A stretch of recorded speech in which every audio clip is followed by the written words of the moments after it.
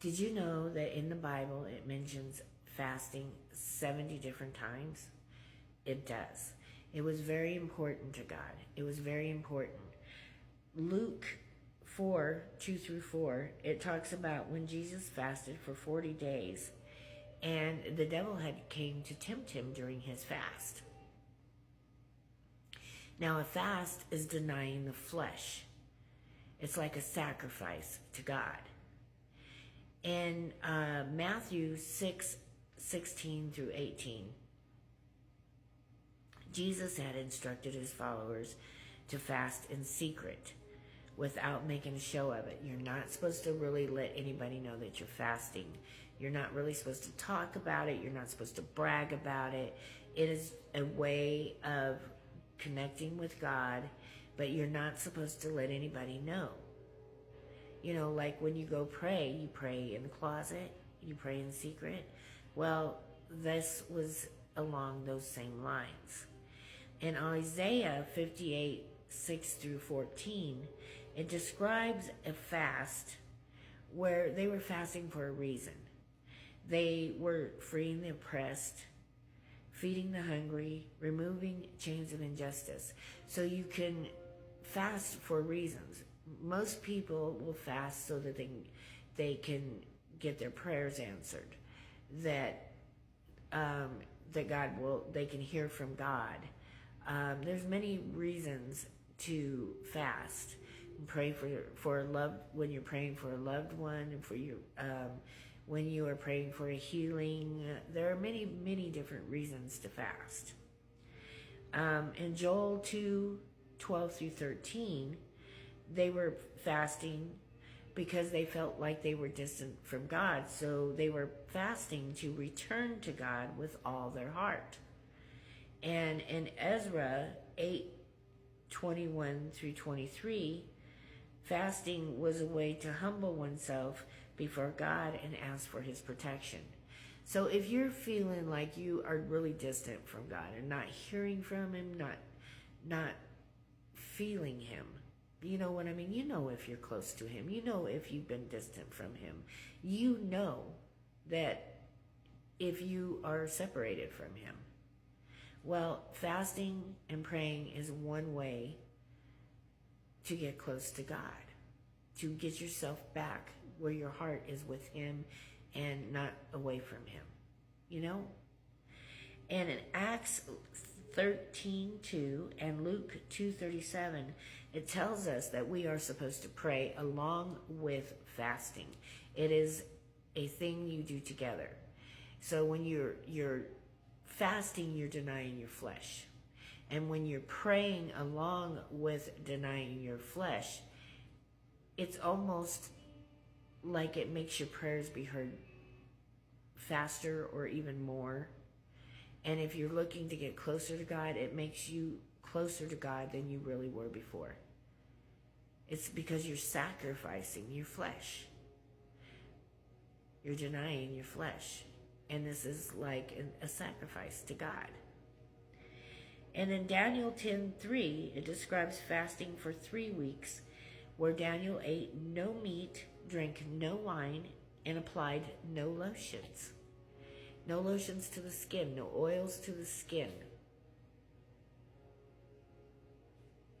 And in Esther 4:16,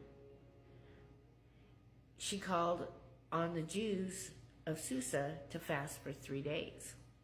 In Exodus 34:28, Moses fasted for 40 days and 40 nights while writing the 10 Commandments. Now, what I got from Daniel 10:3 is you're denying your flesh. That's what you are doing. So he denied his flesh meat, and he denied his flesh wine and lotion.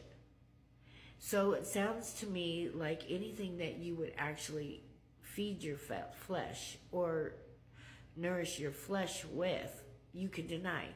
So you can deny yourself milk products, or you can deny yourself meat products. You can deny yourself lotions, apparently, because that was in the Bible. You can deny yourself a lot of different things. I would not necessarily deny yourself water, because you cannot go that long without water. And although there have been total fasts in the Bible, that is not something I would recommend, because people could harm themselves doing that. But you can deny your flesh. Deny yourself lotions. Deny yourself wine. Deny yourself soda. Deny yourself milk products. Deny yourself meats, sugars, caffeine. These are all things that would feed the flesh, right? Now, I know there are a lot of people who say that you have to be either total fast or no food whatsoever, or a Daniel fast, and that's the only way to fast. Well, I'm sitting here reading the Bible, and in Daniel 10:3, it does not say that those are the only fasts, because in there they fasted by denying themselves meat, wine, and lotions. So that tells me right there that you have to deny the flesh, and it doesn't have to be one of those two items. Although those would probably be a really good fast, because that is a really big sacrifice, to deny yourself total food or to deny yourself through the Daniel fast. Because the Daniel fast, although you get to eat while you're doing the Daniel fast, you are denying yourself meat products, a lot of things, caffeine, milk products, things. You're denying yourself quite a lot. Although not going without food. I myself do the Daniel fast because, honestly, I cannot go that long without food. I tend to have some hypoglycemia going on, and I can't go that long without food. And I know there's a lot of people who can't. But the Daniel fast is an easy way to go about fasting without denying yourself complete food. And I mean, you can do it different ways. You can do, deny yourself just certain things. But for me, I find that I can do the Daniel fast pretty good, so I do the Daniel fast. And it's entirely up to you to what you decide to do. Some people deny themselves electronics, social media, stuff like that. I'm not going to tell you you're wrong, because I think that's a pretty good thing to do. But I'm not going to tell you that that's the wrong way to go. And I've heard some preachers say that is not really fasting. That's between you and God. That's between you and God. I think it's pretty good. You're denying your flesh. You're denying your flesh, things that you enjoy doing. So I think it works for God. That's my opinion.